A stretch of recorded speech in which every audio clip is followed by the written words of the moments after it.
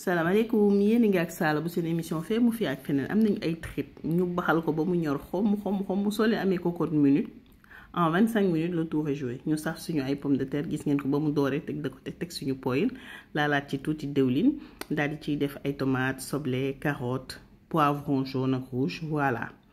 daal di koy sànni ci poêle bi xorom poobar laal naa tuuti épice mais ndekete filmé wu ma ko di ngeen gis ni sax couleuru kii bi changé na tuuti. ba ma ko ciy def xam naa ni ca laa coupé affaire bi gis ngeen laal naa ci épice mais épice viande bu neex laa ci def rek daal di ciy laal tuuti nokkos daal di ñëw nag mélanger voilà le temps que loolu di ñor ma daal di ñëw jël trip yi bi ma koy baxal dama ci def ail nu mu tudd laurier tuuti épice bu neex voilà togg ko baxal ko ba mu ñor xorom poobar bu mu ñoree gis nga ko noonu daggati naa ko daal di koy ñëw fekkale ak samay légumes yëngal ay trip daal laa xëyee tey lii bu ko defee gis nga ko ma jël ndox bi ma ko doon baxalee laal ko ci tuuti ñulu ko pour mu am jus voilà gis nga ko noonu ma daal di bàyyi mu ñor comme que trip yi ñor na ba pare gis nga rapidement rek